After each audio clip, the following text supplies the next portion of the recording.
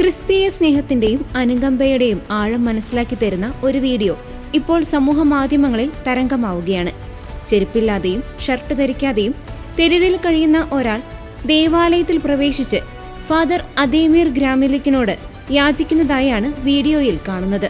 ബ്രസീലിലെ പാരാ സംസ്ഥാനത്തെ മറാബയിലെ കത്തീഡ്രലിലാണ് ഈ വികാരനിർഭരമായ സംഭവം.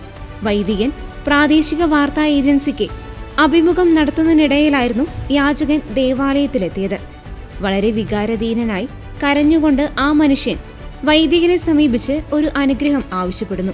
പ്രത്യേകിച്ച് തന്റെ കുടുംബത്തിനും അമ്മയ്ക്കും വേണ്ടി പ്രാർത്ഥിക്കണമെന്നും യാചകൻ വൈദികനോട് പറഞ്ഞു. ഇതെല്ലാം കേട്ട വൈദികൻ ഉടൻ തന്നെ അഭിമുഖം നിർത്തി അദ്ദേഹത്തിന്റെ അടുത്ത് വരികയും അദ്ദേഹം പറയുന്നത് ശാന്തമായി കേൾക്കുന്നതും വീഡിയോയിൽ കാണാം. തുടർന്ന് ഒരു വെള്ള ടീഷർട്ട് അദ്ദേഹത്തെ ധരിപ്പിക്കുകയും ഭക്ഷണം മേടിക്കുന്നതിനായി കുറച്ചു പൈസ നൽകുകയും ചെയ്തു. ഇതിനെല്ലാം പുറമെ ആ യാചകനെ വൈദികൻ ആലിംഗനം ചെയ്യുകയും ചെയ്തു. വൈദികന്റെ ഈ അനുകമ്പയും ക്രിസ്തീയ സാക്ഷ്യവും അവിടെയുണ്ടായിരുന്ന റിപ്പോർട്ടിംഗ് ടീമിനെ സ്പർശിക്കുകയും ചെയ്തു. പ്രാദേശിക വാർത്താ ഏജൻസി അധികൃതർ തന്നെയാണ് വീഡിയോ പകർത്തി സമൂഹ മാധ്യമത്തിൽ പങ്കുവച്ചതും.